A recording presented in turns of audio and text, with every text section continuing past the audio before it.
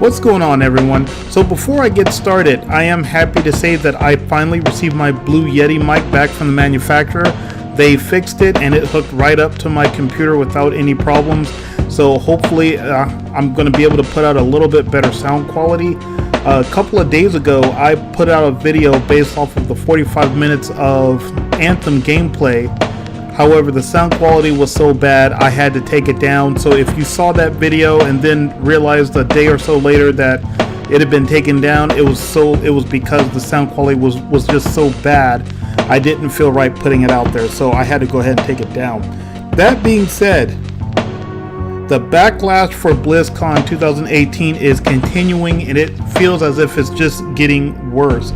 Sometimes it feels like these developers just don't learn their lesson.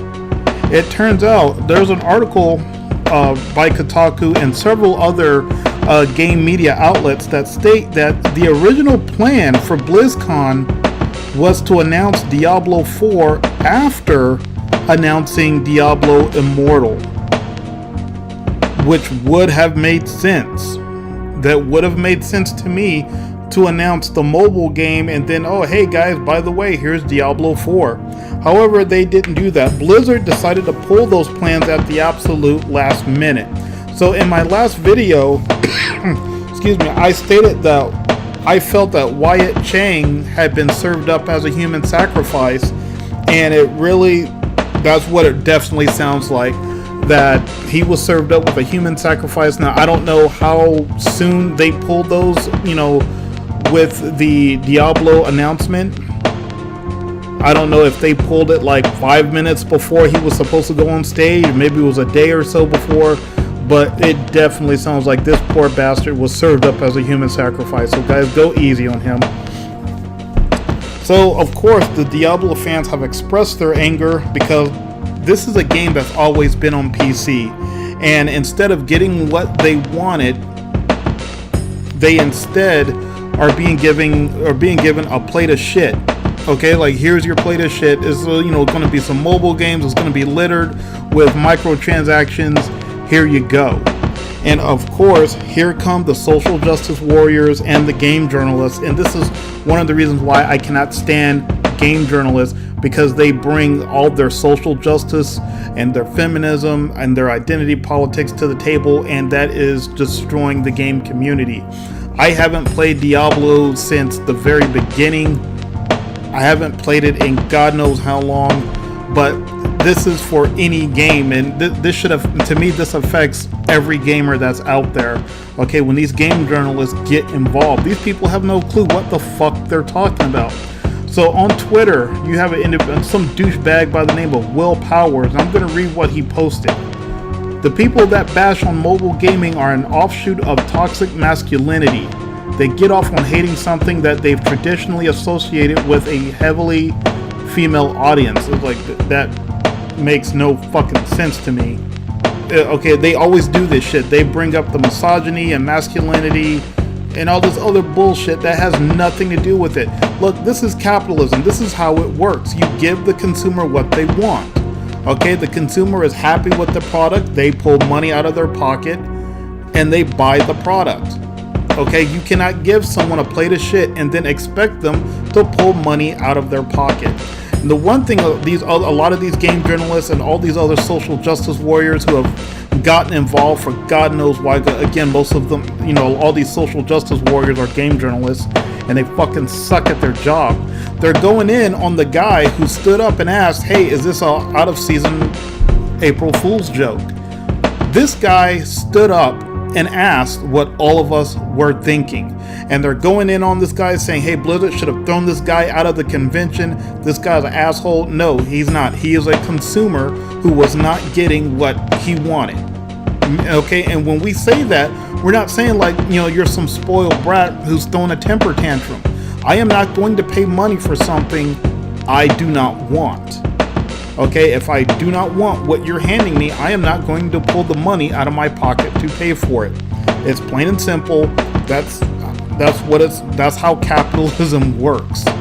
Okay, and I'm no damn economics major, but you give the consumer what they want. That sounds like business day one stuff to me. Okay? Now, it was also stated that Blizzard was not ready to commit to a Diablo 4 announcement. Okay, so obviously they don't have a they don't have a trailer ready to properly announce the game. So Mark Kern, who was a producer on Diablo 2, he gave his 2 cents on Twitter, and I'm going to read this here. It states, "Blizzard gamers are not smugly entitled, nor are they toxic, and they most certainly are not mad about a mobile version of Diablo because they hate the women's."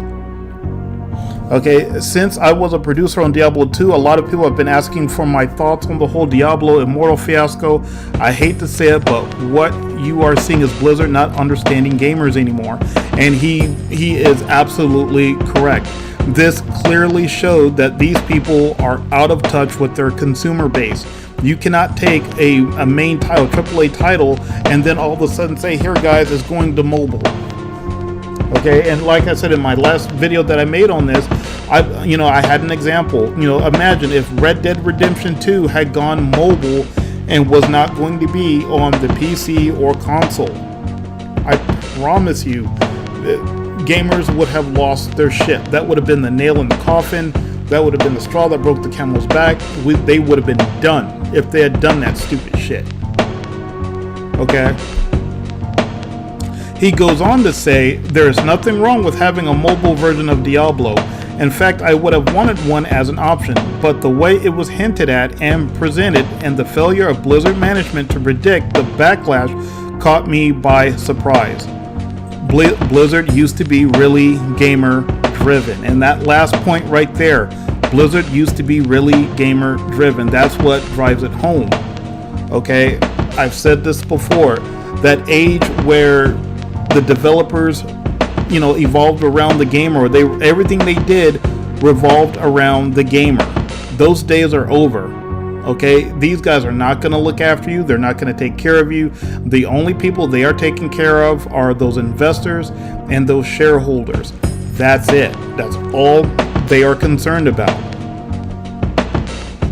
So Wyatt Chang, who again is the poor guy that was up on stage getting booed, he was one of the principal game designers. He stated in an article that Diablo has been represented on PC, and of course it has. It's been you had Diablo 1, 2, and 3 plus any of the DLCs, and the next market they wanted to hit was the mobile market. He also went on to say that there are more stories that can be told between the Diablo 2 and Diablo 3, and you know what? That's absolutely fine. That is absolutely fine. I can understand that. Okay, now here's where I have the problem. Okay, now Alan Adham, if I'm saying his name correctly, who was a co-founder of Blizzard, stated that he expected fans to be upset, but not to the extent that was seen at BlizzCon 2018.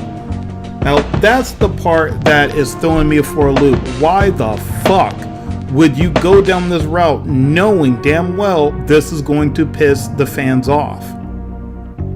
Okay, why the fuck would you do that? That makes no sense to me. Why the hell are you thinking, okay, this game's gonna go to mobile, they're not gonna like it, they're gonna be pissed, but that's the way we're gonna go? Why the hell would you go through with it? That makes no sense to me. Why didn't you push it back so that you could introduce Diablo Immortal and then introduce Diablo 4? If you guys had done that, you would not have had a problem. Okay, I can promise you. When that first guy stood up and asked, like, hey, is there any plans for this to go to PC? Then you would have been able to say, no, this game is going to be mobile, but we got Diablo 4 that's going to be out right around the corner.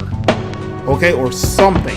If you guys have made some kind of announcement for Diablo 4 along with Diablo Immortal, you would not have had a problem. Okay, and if what you guys are saying is true, where Blizzard was saying that they were not ready to commit to a Diablo 4 announcement, then you should have pushed this Diablo Immortal back until you were ready to properly announce Diablo 4. Okay, I can promise you guys you would not have received the backlash that you would receive right now had you announced Diablo 4 after Diablo Immortal. Okay, and that, again, that is the part about this whole thing that's throwing me for a loop. You knew you were going to get backlash. You knew people were going to be unhappy, yet you went ahead with it anyway. To me, it shows these people do not give a fuck. Okay, this is real clear what they're after. Okay, this game is going to be littered with those microtransactions. Okay, that's what they're after. They're after that sweet, sweet microtransaction money that they're going to make off of this game. That's what they care about. They don't care about you as a gamer anymore. You're just a number to them. And it's really sad. That's where gaming is.